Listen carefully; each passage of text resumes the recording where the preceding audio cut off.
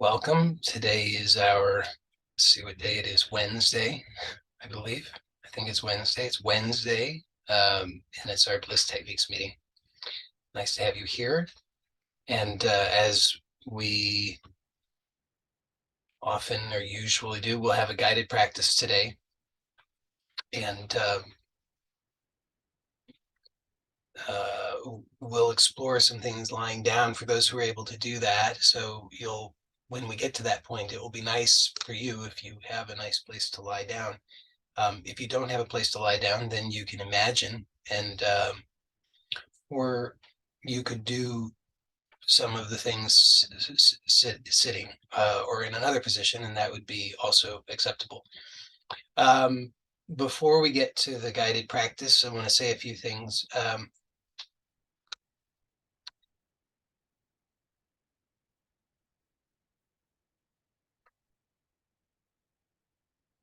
So the one thing that I want to mention, so this is the intention of this meeting is to bring healing to your life. And healing means, as I often point out, it means to restore the truthful sense of wholeness at all levels. So what does that mean at all levels?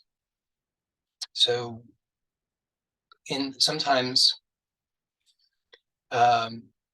there's a focus on one level, and that's okay. There's not a problem with there being a focus on one level, but here we want to, my intention is to bring healing to all levels. And so let's consider briefly what those levels are, the levels of existence or levels of, we'll say levels of existence.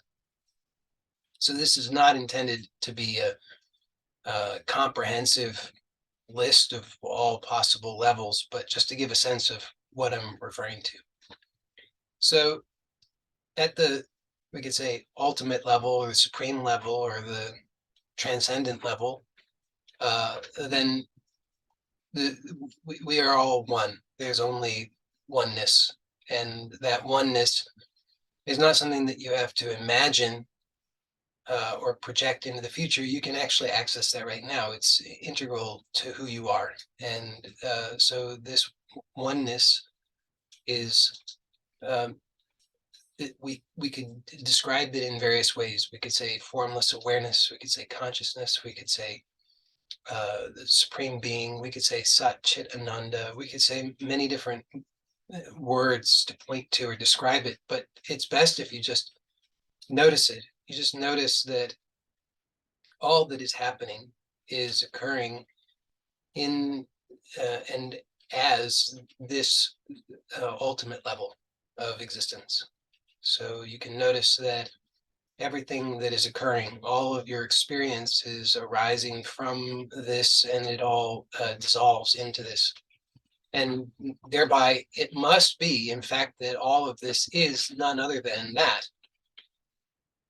So that's important to understand, that at the highest level, there's only oneness.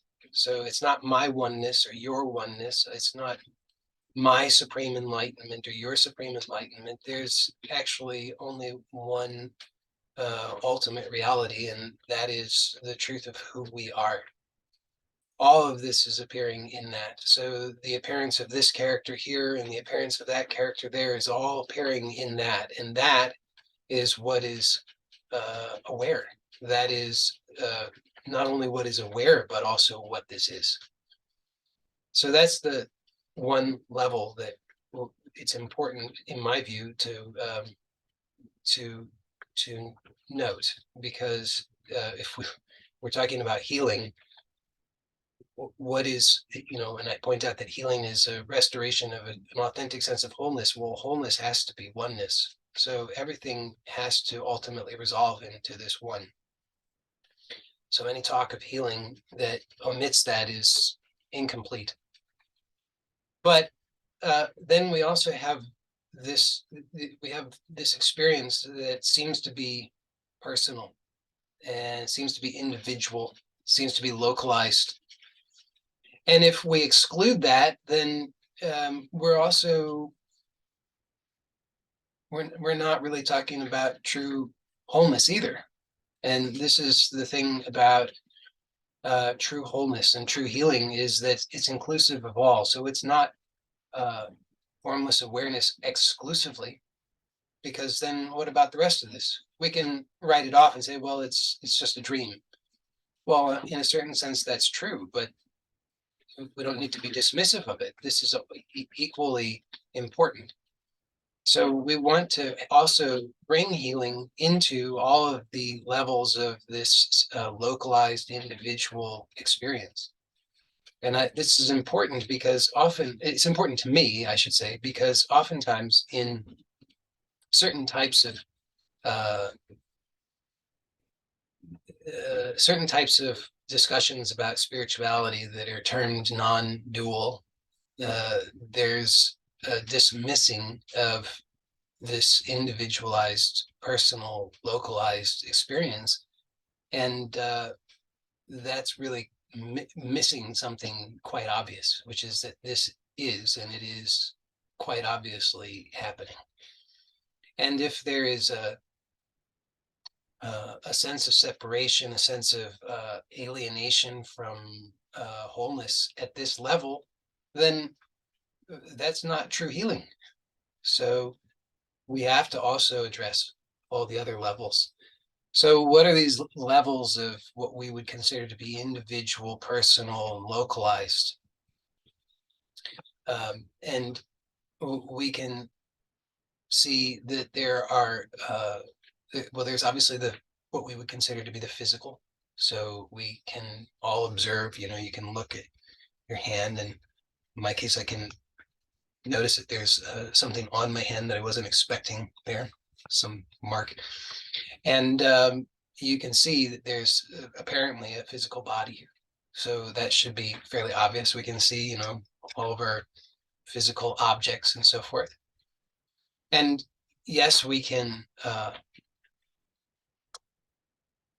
analyze them, as I've often pointed out, and discover that what we consider to be physical is actually composed of non-physical or non-material experience, but nonetheless, there is this seeming physical level of experience. So we want healing at the physical level. I do. I hope you do too.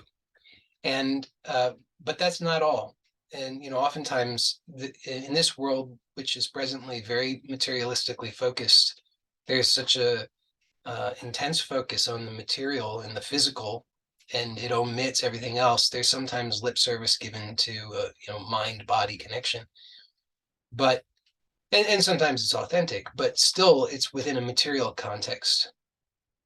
So there is a physical, as I've already, not to belabor that point, but we can see that there's a physical, but there's much more as well. We can notice that we have an energetic experience. So what we would consider to be sensations and movements, which are all part of our experience, they're invisible, they're not physical, they're not material in that sense, and yet they're undeniably real. And in fact, the truth is, the overwhelming majority of, if not all of, what we really struggle with is immaterial, non-physical. So we have an energetic experience, we have emotional experience, which we could say is also energetic if we wanted to lump it in. We have a experience that's a experience of thought, which we could also say is energetic, but let's also identify it as its own distinct thing. We can see that there's a level of experience that's thought. We have a level of experience that's imaginative, which is quite interesting. And so you can notice that when you dream, for example, it's entirely imaginative. It's very real, but it's imaginative. And so these are not meant to be, as I've already said, not meant to be an exhaustive list of all the levels of our existence, but it gives some pointing to the complexity of our experience. And we want to bring healing to all these levels. At least I do. That's my intention. So a couple of things that I want to mention here. So one thing that occurs to me is that for true healing, which is, as I've already pointed out, it's a restoration of an authentic sense of wholeness, then what we're talking about is not merely a sort of mechanical fixing, which is the domain of a lot of materialistic focus in this world presently. You know, a lot of the materialistic focus just views things as things, the body included, the mind included, even consciousness is viewed as just some uh, byproduct of material substance. And so the best that can be hoped for at that level, or at least the best that's expected in the mainstream way of thinking about these things, is a fixing. Like the view is that you're just like a vehicle, you know, you're just like a car, and you you have a lifetime. Your life, you know, the lifetime you're going to wear out over your lifetime. And so we can just hope to kind of patch you together so that you can eke out the best you can for your lifetime. But that's not a very optimistic view, and certainly not one that is very inspirational. And it's also not true, because as I've already pointed out, we can observe that we have many levels of experience that are non-material. And it's just commonplace. We all have that knowledge. It's directly available to us that that's true, but we've been conditioned by or inculcated really, by this very heavily materialistic focus presently in the culture to overlook that or dismiss that. And so I'm mentioning this because that kind of conditioning can have a very powerful effect on us that we don't notice most of the time. We we we may hope for healing. We may hope for that, but this conditioning is running in the background, telling us it's not true. It's not real. The best you can hope for is just to patch things together, to maybe get a little bit of relief here and there. But actually, over time, it's inevitable that you're just going to decline, fall apart, and die. And there's misery for you in the future. And that's something that we really, in my view, we need to address, and we need to be very tenacious about rooting it out and getting clear about the truth so that we don't fall prey to that kind of false thinking.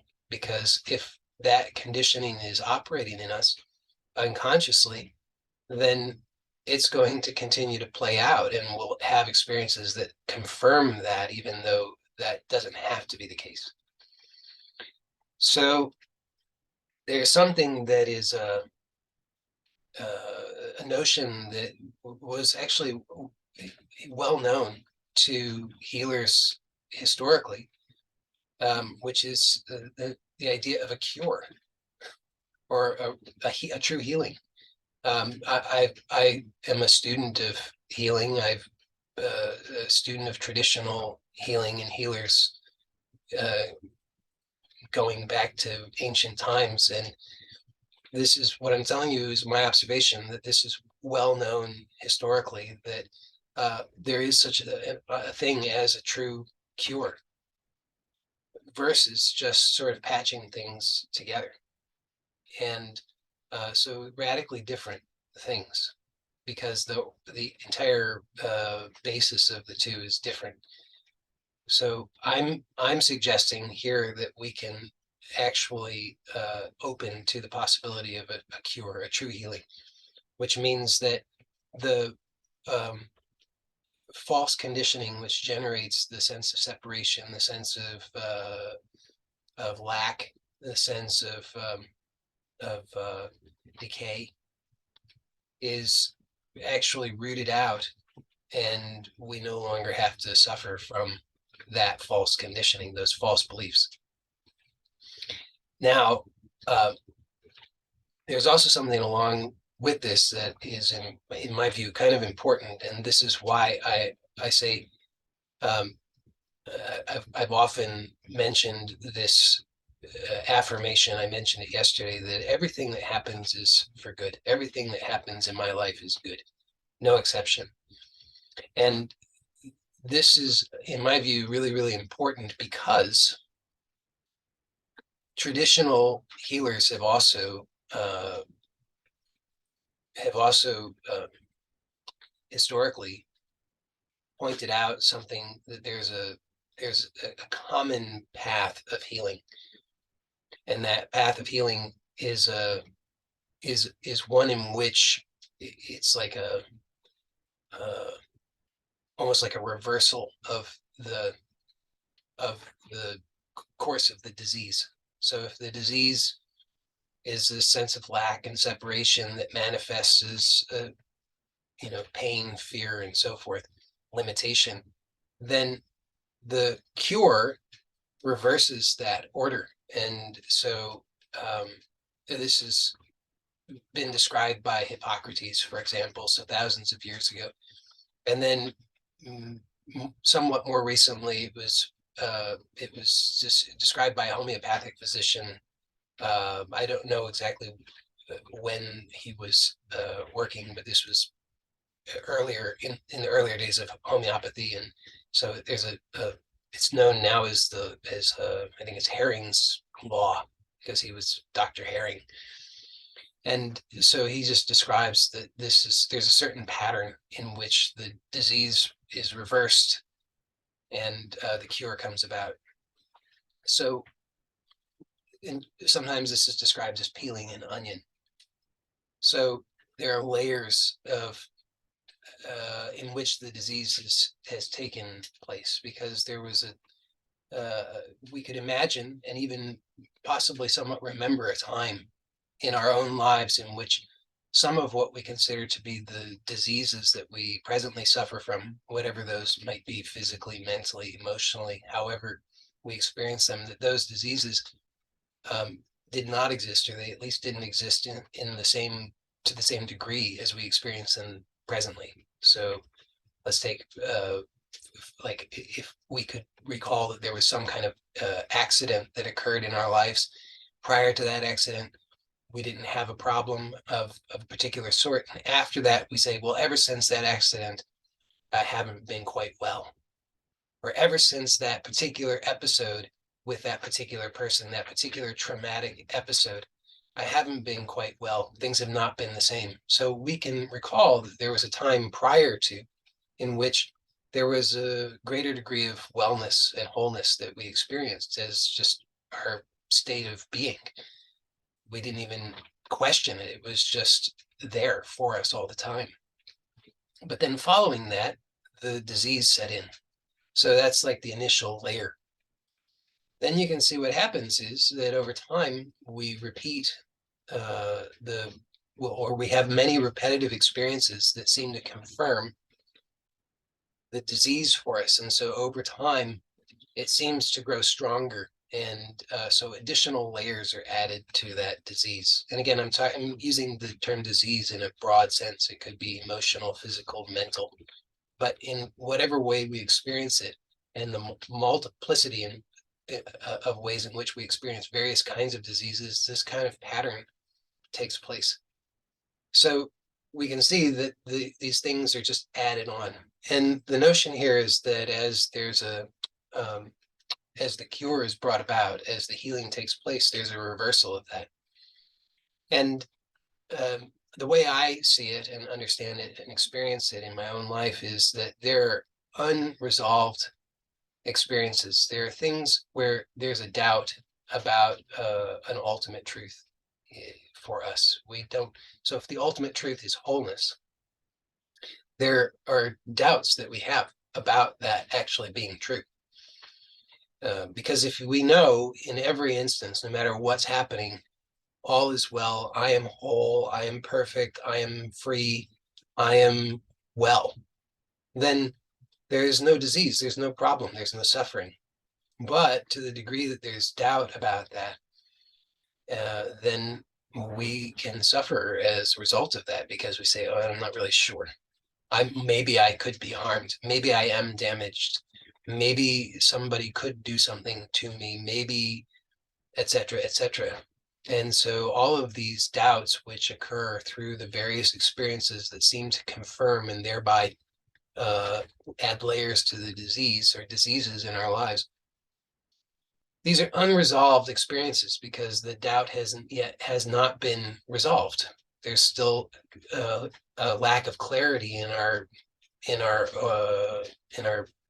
for us about the truth of wellness, the truth of wholeness. So as we peel the onion through the healing process, these experiences that are unresolved, where there are these doubts that need to be clarified so that we can restore the proper sense of wholeness as our authentic truth, not just some nice idea, not just something where we read the affirmation, but something where we actually can see, know, and intimately experience that is true and inalienably true. So we have to process those experiences to restore that proper sense of wholeness. So I'm mentioning all of this, very long-winded, I know, but I'm mentioning all this because I think it's very important to have that expectation or understanding to a certain degree, because otherwise what happens is, as we discover these or uncover these layers of the disease, we can despair. We can have the sense that, oh no, things are getting worse. I thought I was on a healing path, and I thought healing meant that I'm going to feel better, but now I'm feeling bad, and that must mean that it's all a lie, that there is no actual authentic wholeness, and then we can fall into despair and get lost.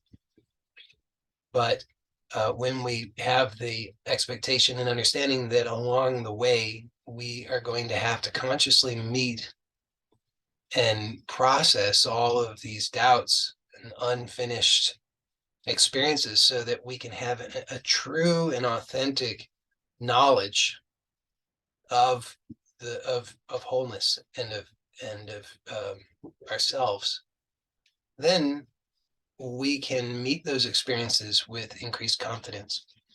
And as I've mentioned and suggested yesterday, and I'll mention it and suggest it again today, I strongly encourage, because it's my own experience that this is highly valuable. So I strongly encourage that you start your day with a simple prayer to the divine, in which you say, "Divine, today be with me, guide me, protect me, and guide me at all levels. Guide my mind, guide my emotions, guide my experiences, guide my circumstances for the greatest revelation of truth and healing at all levels." And this is very powerful. It's simple, but very powerful, because then we can know, or at least we can be willing to be open to a knowing that that's what's taking place, because the supreme being, the divine, is everything, everywhere, eternally. There's nothing separate from that. So everything that is occurring is that. And when we pray in this way, then it gives us a foundation in something truthful and powerful that we can surrender to throughout the day, so that whatever happens, even if what happens surprises us and we have a reaction to it, we say, this shouldn't be happening. We can remember, wait a second, the supreme intelligence that is everything, everywhere, always,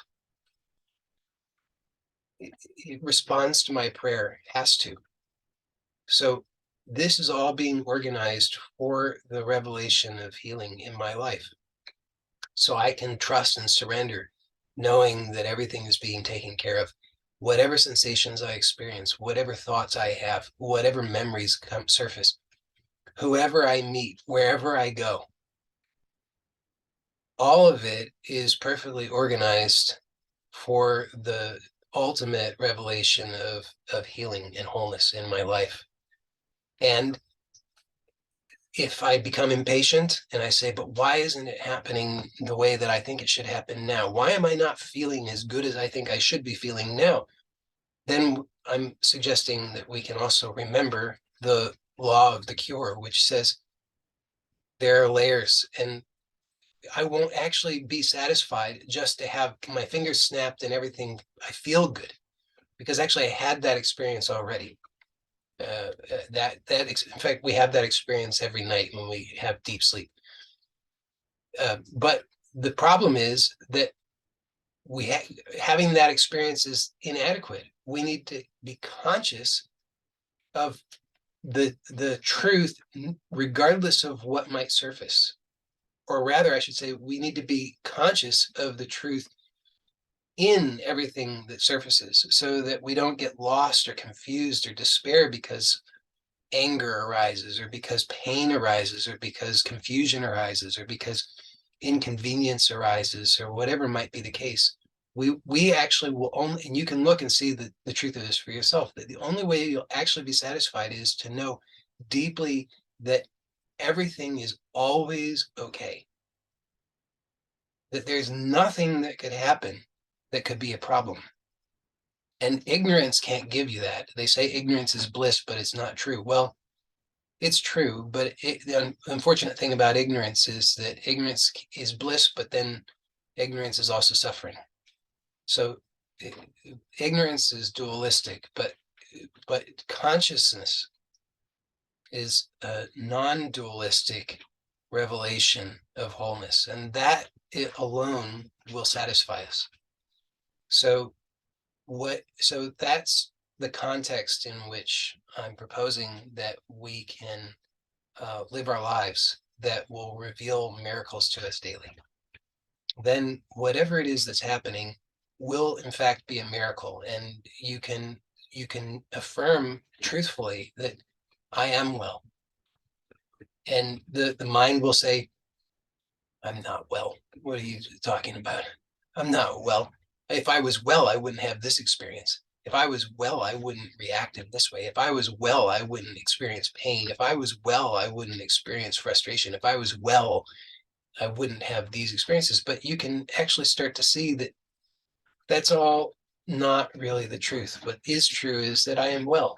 That this wellness is so great, so supreme, that there's nothing that can interfere with it. And that this whole play, because people say, well, if God is unconditional love, why would God create suffering? Ask yourself that question and you'll see the truth, which is, just as I pointed out, that you want to know that everything is truly okay always.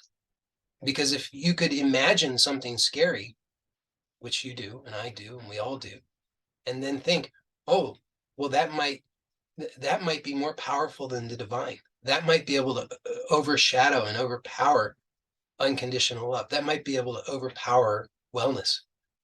Then that's suffering. But when whatever arises in imagination is known to be only imagination and never separate from nor more powerful than the divine, then we know I am well. All is well. And that's the truth. So I hope that makes sense to you. I hope that you can take that and put that into practice in your life and reap the benefits of that, because the benefits are really great.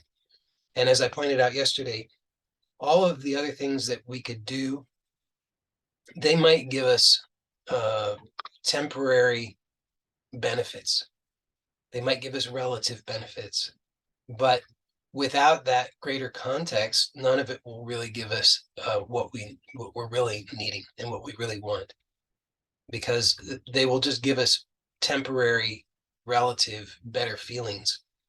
but they won't give us the deep knowing and satisfaction when we finally resolved at the core that that that core doubt that the disease is built on. So with all that said, now let's do our guided practice. It's getting warm in here finally, so I'm going to take my hat off. So if you have a nice place to lie down on the back, please do so.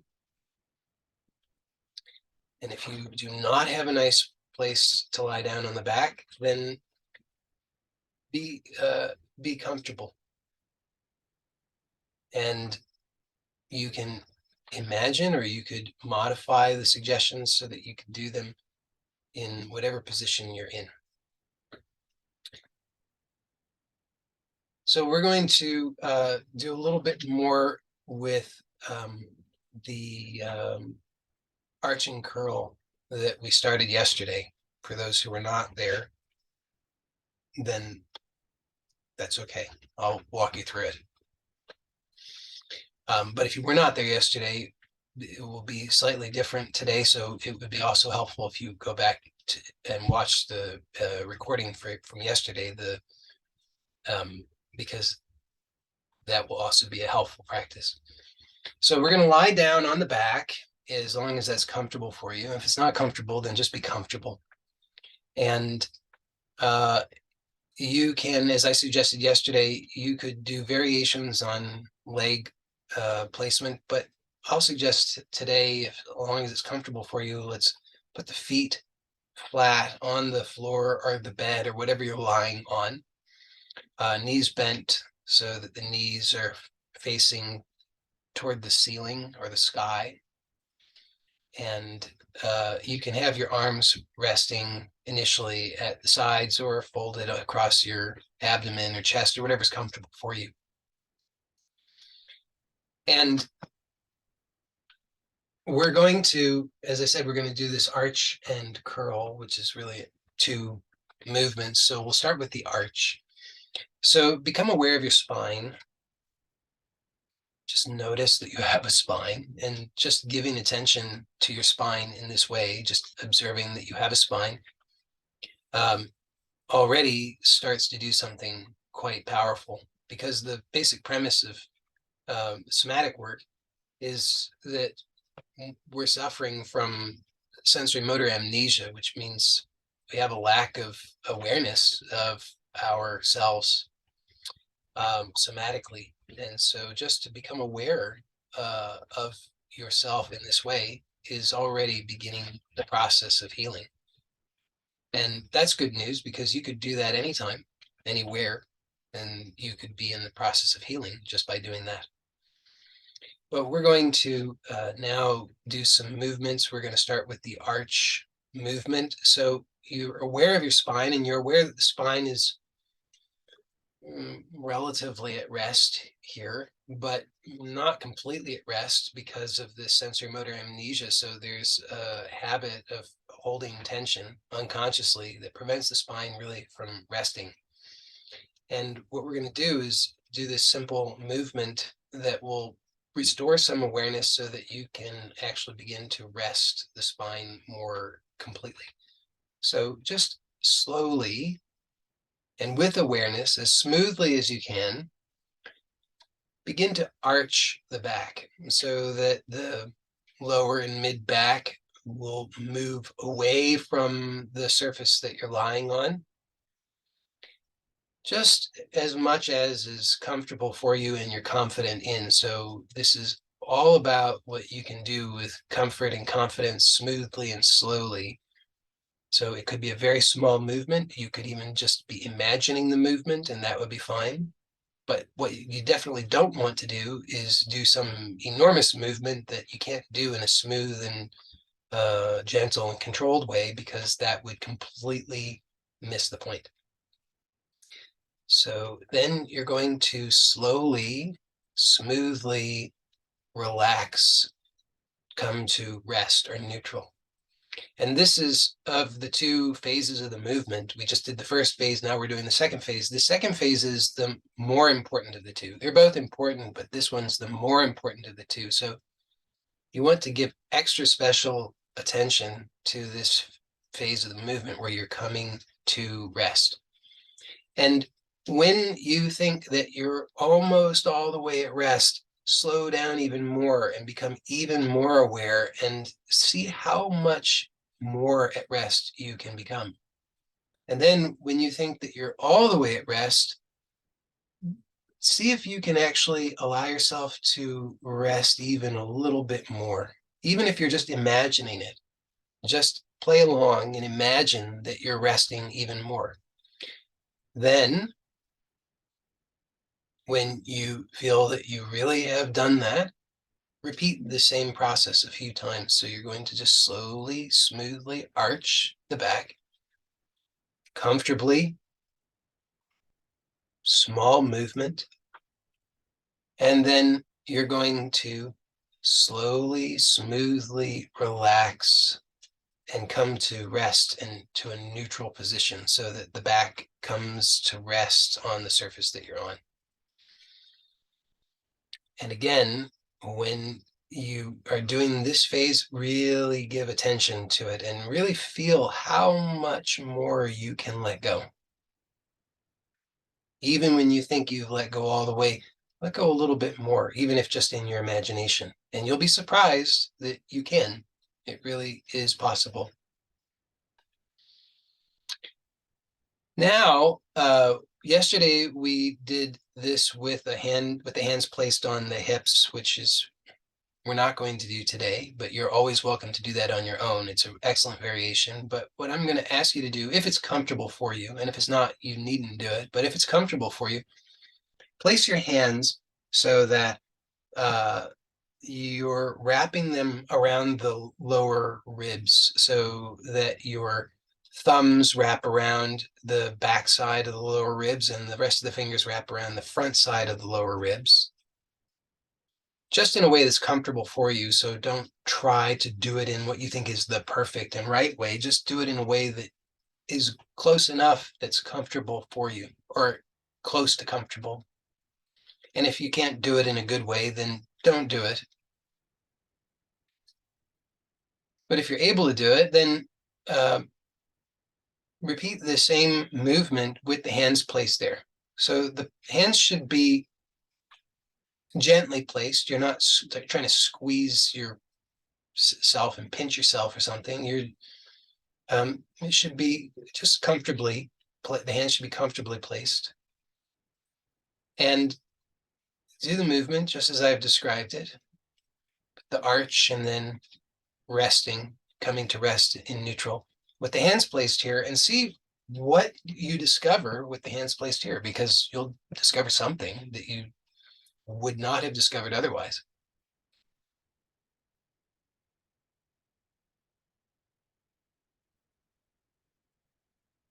And for those who've done the Ujjayi pranayama series, then might you might discover some things that are reminiscent of things you discovered when you did the Ujjayi pranayama series. Maybe other things, but might be very interesting. So just see how much more you can let go. You might be surprised to discover where you were holding tension that you didn't even know you were holding tension. A lot of us hold our thoracic diaphragm with a lot of tension, not even knowing that we're doing it, so that the area around the lower ribs is held rigid. And with your hands placed here, maybe it will help you to discover how to let go more in that area so that you can really feel that area of your body able to move and able to release in a way that you were not doing a moment ago.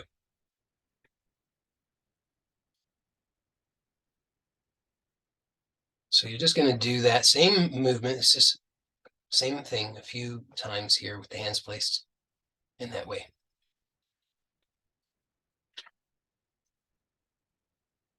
And your breathing should be comfortable. I should have mentioned that earlier, but the breathing should be comfortable, ideally through the nose only.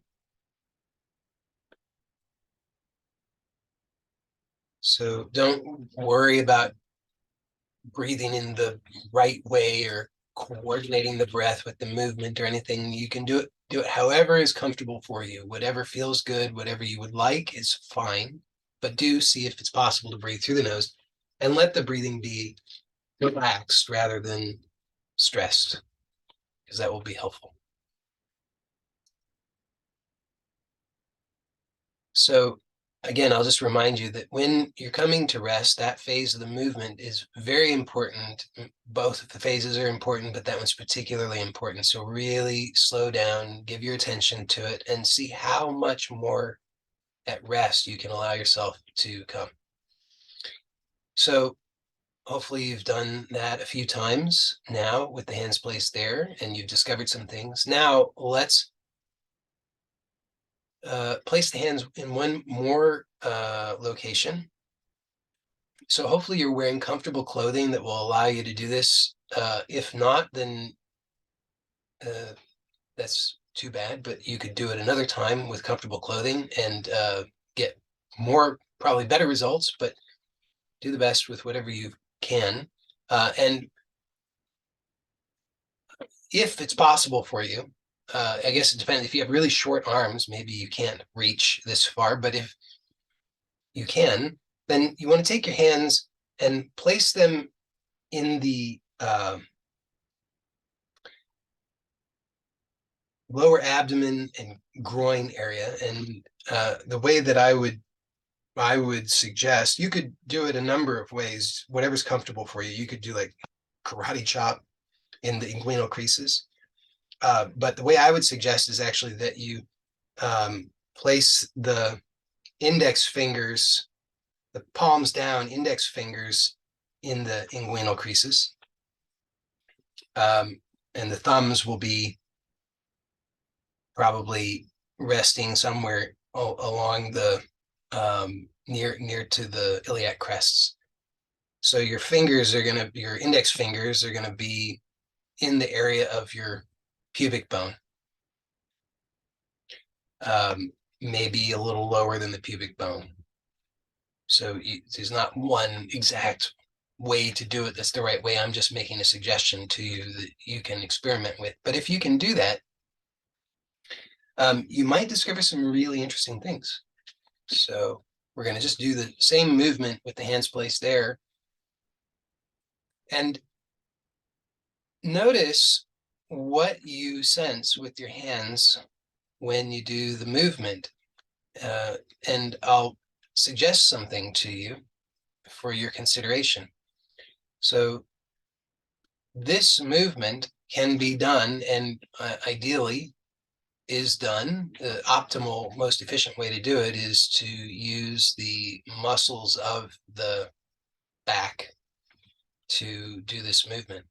You might find that you might not find, but you might find that you notice some tension in the groin or in the inguinal creases or in the inner thighs when you do the movement. And if you notice any tension there, then you might be curious about how you could not do that. So you could just slow down and let yourself discover how not to have unnecessary tension in the groin or inguinal crease or the inner thigh as you're doing this movement. So same movement, it's just the arch and then rest. Same principles, moving slowly with awareness. And when you're coming to rest, come as much to rest as you can. So really allow yourself to experiment with coming deeply to rest.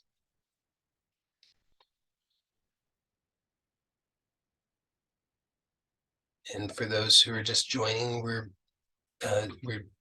lying on the back.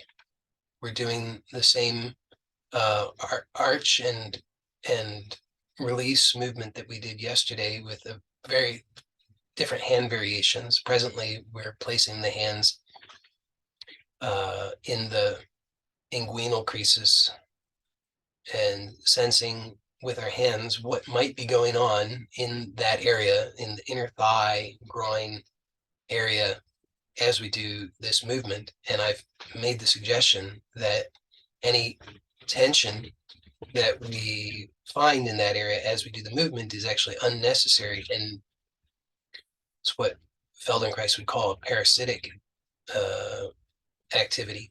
So we want to discover how we can release that so that we can free ourselves up to move in a pleasurable way. Okay. So hopefully you were able to discover something with that, something interesting and useful to you. So now let's explore doing the curl movement. And we'll do the curl movement also with these hand variations. So we'll start by doing the curl with just the hands at rest somewhere that's comfortable. So no particular hand placement, just so that we can do the movement initially and familiarize ourselves or refamiliarize ourselves with it. So here we're going to do a flexion pattern where we, instead of the arch, which is a extension pattern, we're going to do sort of the reverse of that, where we're going to push the lower back into the floor or the surface that you're lying on, and the tailbone is going to curl up, and the chest is going to come toward the pubic bone toward the chest. And I forgot to mention yesterday, I realized afterward, I didn't mention this, but you might be curious, what on earth do you do with your head when you're doing this movement? And the answer to that is whatever is most comfortable for you. But start with a small movement, so the head could remain at rest. And then we're going to relax to rest to neutral. And the same as with all these movements, same principles apply. So the second phase of the movement, we're going to really give particular attention, particularly slow it down. And especially at the end of that range of movement where we come more and more to rest, slow it down even more and allow yourself to come even more deeply to rest. Even just imagine that you're resting more, that the spine is resting more. So we're going to repeat that a couple times. And you'll notice, perhaps, as you're doing it, that as I pointed out, the head, you might not be sure what to do with the head. Traditionally in Hanasomatics, this movement is done with the hands behind the head, like the position, like a sit-up position. And I'm sure that that's wonderful and great in many ways. I'm suggesting not doing that because it will reveal some things to you that would not be revealed to you if you were doing it with the hands behind the head. So you should be comfortable, not straining, but just see as you're doing the same movement just a few times that if you're not, obviously if you were doing like a really strong contraction, maybe the head would need to lift, maybe. But here I'm suggesting we don't need to do that big of a movement. And so the head can remain resting on the floor. But what you will find, of course, is that something has to happen in the neck in order to allow the head to remain there. And that is that the neck is going to arch, but not because you're arching the neck actively, rather it's happening passively. So allow the back of the neck to remain relaxed. But as a result of this movement, the contraction that's taking place in the abdominal muscles,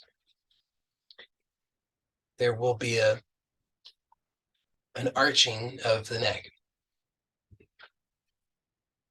So hopefully that has become clear to you, that basic movement. Now let's do the same movement, but with the hands placed on the lower ribs as we did earlier. So that is right hand on the right lower ribs, left hand on the left lower ribs, thumbs wrapping around the back side, rest of the fingers wrapping around the front side. And as usual, only if that's comfortable or reasonably comfortable for you. If you don't know how to do that in a good way, then don't do it. But if you're able to do it, you'll likely find that it is revelatory, it's interesting, and it will help you discover things. So now we're just going to do the same movement, but with the hands placed in this way. And if at any point you find that you're tiring or you don't know how to do it in a good way, or you're just getting tense, then rest. You don't need to do it. I hope that's clear to you, but now I've made it clear, so now you know. And so same thing that we were just doing, but with the hands placed in this way. And just discover what you discover.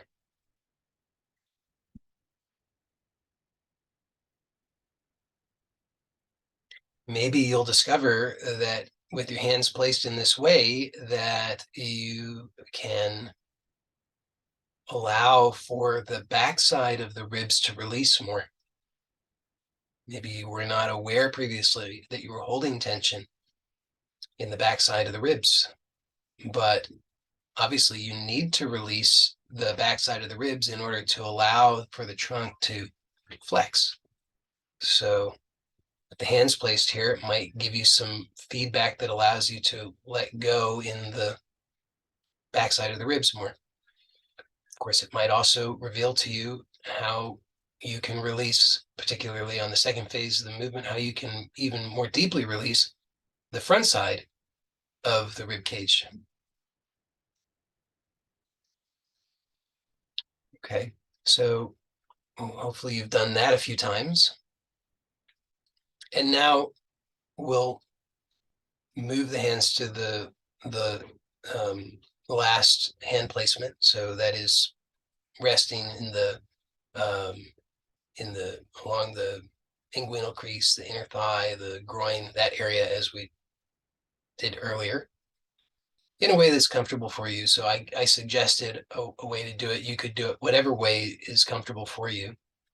And you're always free to experiment, but I'm just making some suggestions that I found helpful, that I think you will find helpful. And then you're going to do the same movement with the hands placed there.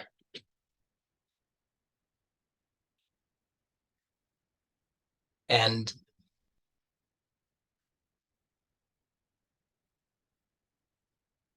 of course, this is a different movement than the movement we were doing earlier. So maybe where your hands are placed, there's going to be maybe your hands are going to sense some tension as you're doing the movement that is necessary for the movement, because obviously some muscles somewhere have to contract in order to do this movement. Primarily, the muscle that is contracting is the rectus abdominis, which is the muscle that runs from the mid chest, or the lower part of the rib cage, to the pubic bone. So when that contracts, it shortens and it brings those 2 points closer together. Backside of the trunk has to release in order to lengthen as the front side shortens. So when your hands are placed here, what do you notice? If you notice, for example, tension in the inner groin, or the inner thighs, then you might ask yourself, is that actually necessary for this movement? And it's not, unless you're missing a rectus abdominis, in which case maybe you have to compensate by using other muscles. But as long as you have a rectus abdominis, which I'm fairly certain you do, then you don't need to have tension in those inner thigh muscles in order to do this movement. So as we did before, you could just start to be curious about how you could release that unnecessary tension, and you will be surprised to discover that you can do that. It just requires your curiosity and persistence with it. So I'm not suggesting that you'll, snap my fingers and you can know how to do it perfectly just like that. But with your curiosity and persistence in exploring in this way, you will learn how to release the unnecessary tension. And it will make the movement more efficient, which will help you to feel better. And that's going to help you to feel better in all ways, because this unnecessary tension, or the parasitic actions, as Feldenkrais would call them, they send all kinds of feedback to the nervous system, which the nervous system has to interpret in some way, and it will interpret it as emotional discomfort, physical discomfort, um, psychological discomfort, all kinds of things that make life less pleasant. So when you release those things, then there's less noise and it's easier to feel better. All right, so we've done that.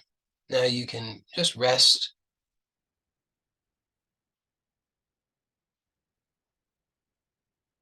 And notice how much more you're able to rest now compared to when you started. Well, I guess if we'd taken a little bit of time to really assess what it was feeling like then, you'd have more to compare to now.